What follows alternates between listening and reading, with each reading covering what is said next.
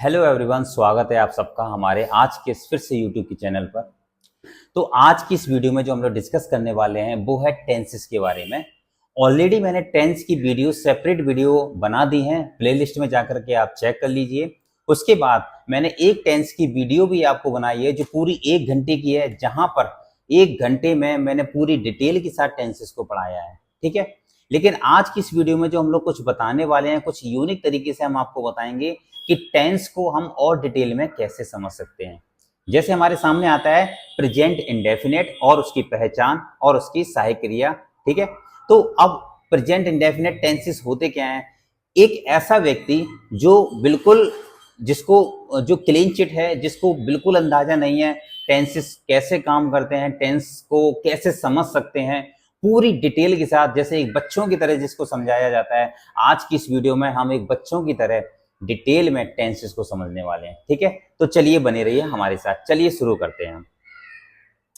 तो हम देखते हैं सबसे पहले, हाँ सबसे पहले, हाँ हम देखते हैं, जैसे मैंने अगर बात किया टेंसेस के बारे में, टेंस राइट। अब देखो टेंस को बेसिकली हम हिंदी में क्या बोलते हैं?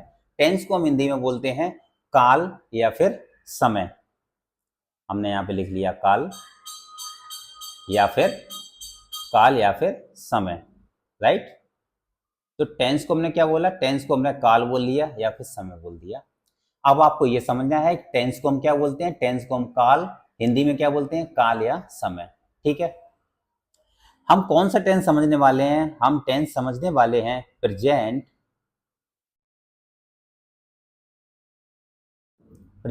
इंडेफिनेट। Present indefinite, right. इतना क्लियर हुआ? Present indefinite. अब प्रेजेंट इंडेफिनेट की देखो, सबसे पहले हम पहचान लिख देते हैं। इसकी जो पहचान होगी, वो होगी ता है, ऑब्लिक ती है, ता है, ती है और ते है, राइट। ता है, ती है और ते है। इतना क्लियर हुआ? अब उसके बाद हम इसकी अगर सहायक क्रिया देखते हैं, इसकी सहायक क्रिया, इसको हम इंग्लिश में हेल्पिंग वर्ब भी बोलते हैं, राइट। सहायक क्रिया इसकी जो हो जाएगी वो होगी डू या डच। सहायक क्रिया क्या होगी? डू या डच। इतना क्लियर हुआ? बताओ, यहां तक एकदम क्लियर है ना? बच्चा बच्चा तक समझ सकता है। ठीक है, इतनी अच्छी तरीके से मैं आपको समझा रहा हूं ताकि कोई भी दिक्कत होने वाली नहीं है, राइट। अब हम देखते हैं उसके बाद इसका एक बार स्ट्रक्चर देख लेते हैं। इसका जो फॉर्मूला या फिर इसका जो स्ट्रक्चर बनेगा, subject plus verb plus object. ये बात आपको याद रखनी है कि सबसे पहले सब्जेक्ट आता है, उसके बाद वर्ब आती है और फिर उसके बाद ऑब्जेक्ट आता है। क्लियर है? अब देखो, ये जो मैंने एस लिखा है ये सब्जेक्ट है, ये मैंने जो वर्ब लिखी है ये वर्ब है, ये ओ लिखा है ये ऑब्जेक्ट है। ठीक है, अब कोई कहे कि सर मुझे सब्जेक्ट समझ में नहीं आता कि सब्जेक्ट क्या होता है, मुझे वर्ब भी समझ में नहीं आती और मुझे ऑब्जेक्ट भी समझ में नहीं आता। जब मुझे ये तीनों चीजें समझ में नहीं आती सर, तो मैं टेंस कैसे समझ पाऊंगा? आपकी बात बिल्कुल जायज है और आपकी बात बिल्कुल बढ़िया है। तो सब्जेक्ट को भी हम समझेंगे। सबसे पहले अब हम एक एक चीज को समझने वाले हैं। चलिए, तो अब हम जो बात करते हैं, सबसे पहले देखो, ये होता है सब्जेक्ट, SUVJECT, राइट। ये क्या होता है? ये होता है सब्जेक्ट। अगर हम बात करते हैं ये वी, तो ये होता है, एक मिनट,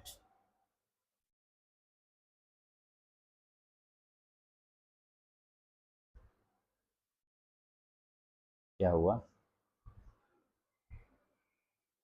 लॉक हो गया, सॉरी।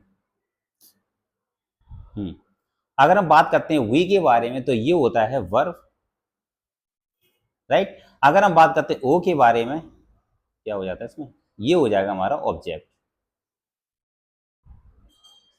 इतना क्लियर हुआ?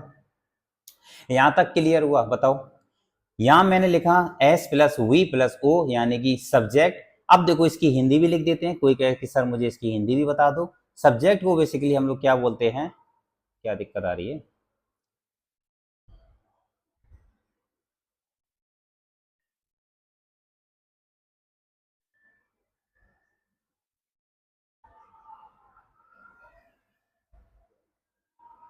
ये मैंने हाईलाइट कर दिया, इसको भी मैंने हाईलाइट कर दिया और इसको भी मैंने हाईलाइट कर दिया, राइट। बात कर रहे थे हम सब्जेक्ट को क्या बोलते हैं। देखो सब्जेक्ट को हम लोग बोलते हैं कर्ता, क्या बोलते हैं, कर्ता, ठीक है।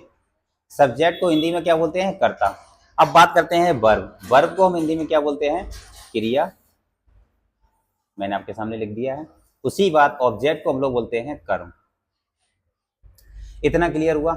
सब्जेक्ट को हिंदी में कर्ता, वर्ब को क्रिया और ऑब्जेक्ट को कर्म बोलते हैं। क्लियर है इतना। अब देखो इसके आगे अब हम थोड़ा सा बढ़ते हैं, राइट। इसको हम कर देते हैं एक साइड, ठीक है। बात करते हैं हम किसके बारे में, सब्जेक्ट के बारे में। सब्जेक्ट देखो बताया था, सब्जेक्ट मीन्स करता, मतलब वो चीज जो कार्य करने जो कार्य को करता है, कार्य को जो कार्य को करता है, राइट, जो कार्य को करता है हम उसको क्या बोलते हैं, सब्जेक्ट बोलते हैं। वहीं पर अगर हम बात करते हैं ऑब्जेक्ट के बारे में, तो ऑब्जेक्ट का मतलब क्या होता है, ऑब्जेक्ट का मतलब होता है जो, सॉरी इसको हम इरेज कर देते हैं। ऑब्जेक्ट देखो क्या होता है, जिस पर कार्य होता है, जिस पर कार्य होता है, ठीक है, जिस पर कार्य होता है हम उसको क्या बोलते हैं, ऑब्जेक्ट बोलते हैं। अगर हम बात करते हैं किसके बारे में, वर्ब के बारे में, ठीक है। अब देखो वर्ब क्या होता है, वर्ब होती है क्रिया, इसको समझना इतना। इज इट क्लियर, बताओ यहां तक क्लियर हुआ। तो सब्जेक्ट मैंने आपको बता दिया, सब्जेक्ट का मतलब जो कार्य को क्या है, सब्जेक्ट का मतलब, इसको मैं हाईलाइट करता हूं, ध्यान से समझना। सब्जेक्ट का मतलब जो कार्य को करता है, मतलब मैं कार्य को कर रहा हूं, मैं पढ़ा रहा हूं, आई एम टीचिंग, तो मैं सब्जेक्ट हो गया। जो कार्य को करेगा, चाहे वो कोई भी व्यक्ति हो, जो कार्य को करेगा वो क्या हो जाएगा, वो सब्जेक्ट कहलाएगा। वहीं पर अगर हम बात करते हैं ऑब्जेक्ट के बारे में, सॉरी ये ज्यादा मैंने डर कर दिया, एक मिनट। देखो वहीं पर अगर हम बात करते हैं ऑब्जेक्ट के बारे में, तो ऑब्जेक्ट क्या होता है, ऑब्जेक्ट वो होता है जिस पर कार्य होता है। ऑब्जेक्ट किसे बोलते हैं, जिस पर कार्य किया जाता है। जैसे मैं किससे पढ़ा रहा हूं, मैं बच्चों को पढ़ा रहा हूं, तो जो बच्चे होंगे वो ऑब्जेक्ट हो जाएंगे। क्लियर है। तो जिस पर जो प्रभाव पड़ेगा उसको हम ऑब्जेक्ट बोलते हैं। वहीं पर अगर हम वर्ब के बारे में बात करें, तो वर्ब बताओ किसे बोलते हैं, क्रिया, मतलब जो चीज क्रिया होती है, कार्य हो रहा है, तो उसको हम क्रिया कहते हैं। इज इट क्लियर, इस यहां तक क्लियर हुआ। अब हम इसको भी क्या करते हैं, साइड करते हैं और भी चीजों को डिटेल में समझते हैं। क्लियर है। चलिए शुरू करते हैं अब हम बहुत ही इंपॉर्टेंट चीज, और वो है वर्ब की फर्स्ट फॉर्म, सेकेंड फॉर्म और थर्ड फॉर्म। क्या कहा मैंने, हम अब फॉर्म को पढ़ने वाले हैं, ठीक है। वर्ब की फर्स्ट फॉर्म, वर्ब की सेकेंड फॉर्म और वर्ब की थर्ड फॉर्म। अब देखो फर्स्ट फॉर्म क्या होती है, जो फर्स्ट फॉर्म होती है हम उसको क्या बोलते हैं, वर्ब की फर्स्ट फॉर्म को हम क्या बोलते हैं, जैसे गो है तो सेकेंड फॉर्म गो बेंट हो जाएगी और थर्ड फॉर्म हमारी गॉन हो जाएगी। इसको समझने से पहले, हमें काल, जैसे मैंने आपको बताया था काल, इसको समझने से पहले हमें एक समय के ड्यूरेशन को समझना पड़ेगा। अब देखो वर्ब की फर्स्ट फॉर्म गो होती है, गो मीन्स होता है जाना, राइट। बेंट मीन्स हो गया गया, और गोन मीन्स हो जाएगा जा चुका है। इज दैट क्लियर, यहां तक क्लियर हुआ जो मैंने आपको समझाया, ठीक है। अब देखो ये फॉर्म कैसी यूज होती हैं, वर्ब की फर्स्ट फॉर्म, वर्ब की सेकेंड फॉर्म, वर्ब की थर्ड फॉर्म। जो वर्ब की फर्स्ट फॉर्म है, गो मीन्स जाना होता है, यानी कि ये डिसाइड होती हैं समय के अकॉर्डिंग। ये तीनों फॉर्म जो डिसाइड होंगी, ये समय पर डिपेंड करती हैं। किस पर डिपेंड करती हैं, समय पर। कैसे समय पर डिपेंड करेंगी, जैसे कोई भी चीज अगर प्रेजेंट में है, कोई भी चीज अगर प्रेजेंट में बात हो रही है, तो वहां पर हम वर्ब की फर्स्ट फॉर्म, यानी कि यहां से हम अंदाजा लगा सकते हैं present, comma past, comma future. Is that clear. अब देखो एग्जाम्पल से समझते हैं। जैसे मैंने कहा कि राम घर जाता है, मतलब अभी प्रेजेंट के बारे में बात हो रही है। मैंने कहा राम घर गया, तो वहां पर हम वेंट का इस्तेमाल करेंगे क्योंकि वो गया था, है ना। और वहीं पर अगर हम बात करेंगे कि राम घर जा चुका है, तो वहां पर हम गॉन का इस्तेमाल करेंगे, वर्ब की थर्ड फॉर्म का इस्तेमाल करेंगे। तो आपको ये समझना है कि गो मीस भी जाना, वेंट मीस भी जाना और गॉन मीस भी जाना होता है, बशर्ते ये काल के अकॉर्डिंग जो है वो क्या है, वो ये बदल जाती है। इतना क्लियर हुआ? फॉर्म समझ में आई अच्छे से? बताओ। मैं आशा करता हूँ फॉर्म अच्छे से समझ में आई होंगी। इन फॉर्म को भी हम क्या करते हैं, साइड करते हैं, राइट। यानी कि तीन कॉन्सेप्ट जो हैं वो हमने अच्छे से समझ लिए हैं। Is that clear? क्लियर है? चलो, अब हम एक ऐसी चीज को समझने वाले हैं जो बहुत ज्यादा, इसको पहले मैं इरेज करता हूं। सबसे पहले हम लोग देखते हैं, बहुत से लोग बोलते हैं कि सर हमें प्रेजेंट समझ में नहीं आता, पास्ट समझ में नहीं आता, फ्यूचर भी समझ में नहीं आता, इनकी हिंदी भी समझ में नहीं आती। लेकिन मैंने क्या कहा था, आज की इस वीडियो में कुछ भी हम छोड़ने वाले नहीं हैं, राइट। PRESENT। देखो प्रेजेंट को हम लोग जो हिंदी में बोलते हैं वो क्या बोलते हैं, मतलब अभी अभी, तो इसका मतलब हम लोग बोलेंगे जो समय चल रहा है। यहाँ पर लिखेंगे हम, प्रेजेंट का मतलब होता है जो समय चल रहा है, चल रहा है।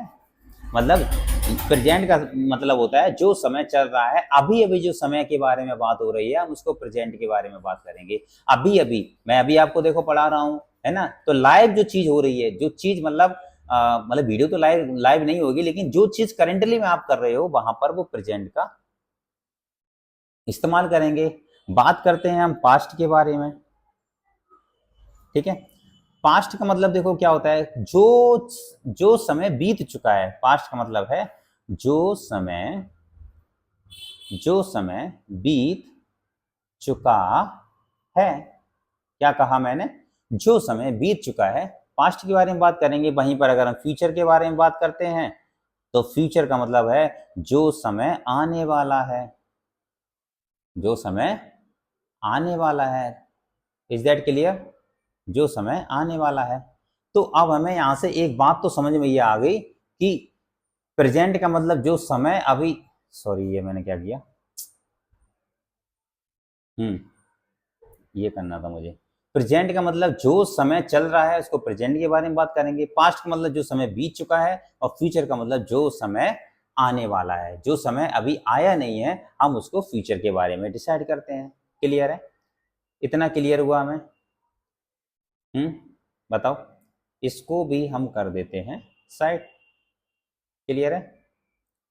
अब बात करते हैं सब्जेक्ट के बारे में, मैंने आपको बात कर दिया है ना। चलो एक बार लिख लेते हैं फिर भी। बात करते हैं सब्जेक्ट के बारे में। सब्जेक्ट क्या होता है? ये कर्ता होता है। इसको मैं थोड़ा कर देता हूँ। सब्जेक्ट का मतलब होता है कर्ता, ठीक है। सब्जेक्ट का मतलब होता है कर्ता। ये होता है जो कार्य को करता है, जो कार्य को करता है। ये शायद मैंने समझा दिया है ना सब्जेक्ट का मतलब। अरे हाँ, हो गया ये, ठीक है। फालतू टाइम वेस्ट नहीं करेंगे हम यहाँ पर, क्योंकि ऑलरेडी इस स्लाइड में मैंने आपको बता दिया है, ठीक है। अब बात आती है सिंगुलर, भी मैंने आपको बता दिया है ना, नहीं बताया ना। चलो सिंगुलर के बारे में डिसाइड कर लेते हैं, सिंगुलर के बारे में। चलो सिंगुलर के बारे में अगर हम बात करते हैं, सिंगुलर का मतलब होता है एक वचन, ठीक है। और वहीं पर अगर हम प्लूरल के बारे में, प्लूरल होता है बहुवचन। क्लियर है? कुछ भी चीज छोड़ेंगे नहीं, मैंने कहा था कुछ भी छोटी सी छोटी चीज को भी हम नहीं छोड़ेंगे, राइट। अब देखो सिंगुलर होता है एक वचन, मतलब एक वचन जो जो एक चीज के बारे में बात हो रही है, एक चीज के बारे में। क्या कहा मैंने? एक चीज के बारे में बात, एक चीज के बारे में बात, ठीक है। एक चीज के बारे में बात हो रही है, बात हो रही है, उसको हम सिंगुलर बोलेंगे। क्लियर है? प्लूरल का मतलब होता है जो बहुत से चीजों के बारे में बात हो रही है, बहुत चीजों के बारे में बात हो रही है, इतना समझ जाओ, ठीक है। इस स्लाइड को भी हम कर देते हैं, सॉरी, इसको मैं अभी,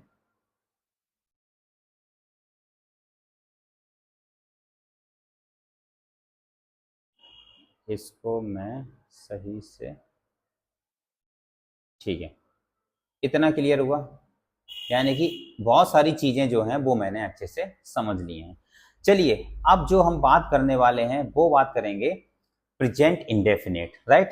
एक एग्जाम्पल से समझते हैं। हाँ, ये तो हो गया हमारा क्या, प्रेजेंट इंडेफिनिट। सेकेंड सेंटेंस जो हमारा आता है, सॉरी, सेकेंड सेंटेंस जो हमारा आता है वो आता है पास्ट इंडेफिनिट। पास्ट इंडेफिनिट की जो पहचान होती है, पास्ट इंडेफिनिट की देखो जो पहचान होगी, पास्ट इंडेफिनिट की जो पहचान होगी बताओ क्या होगी? था, थी, कॉमा थे। इसकी देखो जो हेल्पिंग वर्ब होगी यानी कि जो सैक्रिया होगी वो क्या होगी? डिड। Is that clear? अब ये सारी चीजें हम डिसाइड कर चुके हैं कि कहां पर क्या आएगा। क्लियर है? तो ये तो था हमारा past indefinite tense.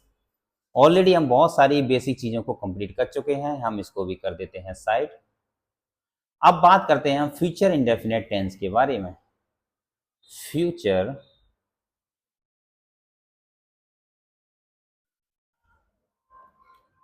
Indefinite, future indefinite, यहां पर हम इसकी पहचान लिख देते हैं। फ्यूचर इंडेफिनिट की पहचान और इसकी हेल्पिंग वर्ब। पहचान इसकी होती है गा, गी, गे, और देखो हेल्पिंग वर्ब होगी विल, कॉमा सेल। अब बात ये आती है कि सर ये तो आपने बता दिया, इसका स्ट्रक्चर और कैसे काम करता है, हम वो भी एक फॉर्मूला की बात कर लेते हैं। इन सब के लिए जो हमारा स्ट्रक्चर काम करेगा वो करेगा, मैं आपको बताता हूं। स्ट्रक्चर जो होगा वो होगा subject plus verb plus object. हर किसी सेंटेंस में यही काम करेगा, ये फॉर्मूला है। क्या बताया मैंने? Subject plus verb plus object. Subject क्या होता है, वर्ब क्या होता है, ऑब्जेक्ट क्या होता है, ऑलरेडी इसमें क्या है हम लोग डिस्कस कर चुके हैं। ठीक है? तो अब चाहे फ्यूचर इंडेफिनिट टेंस हो, चाहे हमारा पास्ट इंडेफिनिट टेंस हो, या फिर प्रेजेंट इंडेफिनिट टेंस हो, सबके लिए हमने एक बेसिक तैयार कर लिया है। अब हम इसके करने वाले हैं एग्जाम्पल। Is that clear? यहां तक क्लियर हुआ?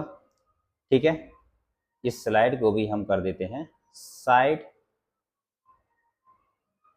ठीक है, यानी कि अब हमने बहुत सारी चीजों को कंप्लीट कर लिया है। अब हम इसके कुछ एग्जाम्पल जो है वो करने वाले हैं। चलिए एक बार एग्जाम्पल्स को देख लेते हैं। देखो, सबसे नंबर 1 पर हम इसका फर्स्ट सेंटेंस देखते हैं। सबसे फर्स्ट नंबर पर हम इसका फर्स्ट सेंटेंस देखते हैं। एग्जाम्पल्स को हम लोग करने वाले हैं। चलिए एक बार हम इसको हाईलाइट तरीके से पढ़ेंगे, राइट? ओके, देखो, इंडेफिनेट टेंस चाहे वो प्रेजेंट हो, पास्ट हो या फ्यूचर हो, ठीक है। प्रेजेंट इंडेफिनेट जिसको हम सिंपल प्रेजेंट भी बोलते हैं। इतना क्लियर हुआ? अब इसके आगे देखते हैं स्ट्रक्चर इसका क्या से बताता है। अफर्मेटिव सब्जेक्ट, वर्ब की फर्स्ट फॉर्म एस या ईएस या ऑब्जेक्ट, ये लगाते हैं जो हम आपको बता चुके हैं। एग्जाम्पल देखो, इसका एग्जाम्पल क्या है? ही प्लेज क्रिकेट, वह क्रिकेट खेलता है। क्या कहा मैंने? He plays cricket. ठीक है, वहीं पर अगर नेगेटिव सेंटेंस के बारे में अगर हम बात करें तो नेगेटिव सेंटेंस क्या कहता है? नेगेटिव सेंटेंस में डू और डज के बाद नॉट आता है और वर्ब की फर्स्ट फॉर्म आती है। जैसे मैंने आपको गो, गॉन और वेंट बताया था, तो गो वर्ब की फर्स्ट फॉर्म हो गई प्लस ऑब्जेक्ट, अभी जो फॉर्मूला बताया था। इसका देखो, इसका example he does not play cricket, वह क्रिकेट नहीं खेलता है। वहीं पर अगर हम बात करते हैं इंटेरोगेटिव सेंटेंस की, जहां डू या डज सब्जेक्ट होता है, वर्ब की फर्स्ट फॉर्म और ऑब्जेक्ट कार्य करता है, क्वेश्चन मार्क इसमें लगा रहता है, वहीं पर ये क्या बनेगा? डज ही प्ले क्रिकेट, क्या वह क्रिकेट खेलता है? जहां पर हमारी जो हेल्पिंग वर्ब है वो डज पहले आ जाएगी और ही प्लेज क्रिकेट, उसके बाद सब्जेक्ट, उसके बाद वही स्ट्रक्चर जो मैंने आपको बताया हुआ है। क्लियर है? अब देखो यहाँ पर इन्होंने इंटेरोगेटिव, नेगेटिव और डू डज के बारे में भी बात कर दी है, जहां पर does he not play cricket. ठीक है, ये भी सेम सेंटेंस वही है, सेम। Is that clear? ठीक है, आप देखो, अब अगर हम बात करते हैं, वहीं पर अगर हम बात करते हैं पास्ट इंडेफिनेट टेंस के बारे में, पास्ट इंडेफिनेट टेंस के बारे में एक बार हम हाईलाइट करके इसको देखते हैं। नेक्स्ट है हमारे बीच में पास्ट इंडेफिनेट टेंस, अभी मैंने बताया अफर्मेटिव सेंटेंस वर्ब की सेकेंड फॉर्म। एक बात याद रखना, पास्ट इंडेफिनिट में वर्ब की सेकेंड फॉर्म का इस्तेमाल करते हैं प्लस ऑब्जेक्ट। एग्जाम्पल देखते हैं, ही प्लेड क्रिकेट, उसने क्रिकेट खेला। अब यहाँ पर देखो, उसने क्रिकेट खेला लेकिन प्रेजेंट में नहीं खेल रहा है, वो क्रिकेट खेल चुका है, मतलब पास्ट के बारे में बात हो रही है। क्लियर है। नेगेटिव सेंटेंस में क्या देखते हैं, नेगेटिव सेंटेंस देखते हैं डिड नॉट लगाते हैं, वर्ब की फर्स्ट फॉर्म का इस्तेमाल करते हैं, राइट। और फिर उसके बाद ऑब्जेक्ट लगाते हैं, he did not play cricket, उसने क्रिकेट नहीं खेला था। इंटेरोगेटिव सेंटेंस में वही, डिड ही प्ले क्रिकेट, क्या उसने क्रिकेट खेला था। ठीक है। इंटेरोगेटिव नेगेटिव में भी यही आएगा, did he not play cricket, क्या उसने क्रिकेट नहीं खेला था। ठीक है। वहीं पर अगर हम बात करते हैं फ्यूचर इंडेफिनिट टेंस के बारे में, और फ्यूचर इंडेफिनिट टेंस हमारा क्या कहता है, हम एक बार उसको भी देख लेते हैं। फ्यूचर इंडेफिनिट टेंस हमारे बीच में है। फ्यूचर इंडेफिनिट टेंस की जो पहचान मैंने आपको बता दी थी, गा, गी, गे और सहक्रिया बिल या सेल। अफर्मेटिव सेंटेंस में बिल सहक्रिया, वही structure, he will play cricket, वह क्रिकेट खेलेगा। नेगेटिव सेंटेंस में भी वही है, he will not play cricket, वह क्रिकेट नहीं खेलेगा। इंटेरोगेटिव में भी देखो वही है, विल ही प्ले क्रिकेट, क्या वह क्रिकेट खेलेगा, राइट। इसको हमें अवॉइड करना है, इन चीज़ों को हमें बिल्कुल अवॉइड करना है, ये बाई डिफॉल्ट आया है, राइट। उसके बाद देखो इंटेरोगेटिव में भी यही है, ठीक है, will he not play cricket. तो अब ये देखो, ये जो चीज है ये हाईलाइटेड है, प्रेजेंट, ये पास्ट, ये फ्यूचर। ये प्रेजेंट के सारे क्या हैं, इसको हम इस तरीके से डिफाइन करेंगे, ये प्रेजेंट के क्या हैं, ये प्रेजेंट के एग्जांपल्स हैं। क्लियर है। ठीक है, ये क्या है, प्रेजेंट के एग्जांपल हैं। उसके बाद ये क्या है, ये पास्ट के हैं और ये फ्यूचर के हैं। ठीक है। ऐसे ही आप बहुत सारी चीज़ों को प्रैक्टिस कर सकते हैं, बहुत सारी चीज़ों को आप समझ सकते हैं कि कैसे जो है वो एग्जाम्पल हम और किस तरीके से काम करते हैं। ठीक है। मैं आशा करता हूँ कि ये वीडियो शायद आपको पसंद आई होगी। अगर आपको ये वीडियो पसंद आई है और आपको जो भी मैंने आपको समझाया है, अगर आपको पसंद आया है, वीडियो को लाइक शेयर कमेंट जरूर करिएगा। और ऐसे ही हम और ज़्यादा टेंसेस के डिटेल में वीडियो आपके लिए लाते रहेंगे। तब तक के लिए थैंक यू सो मच।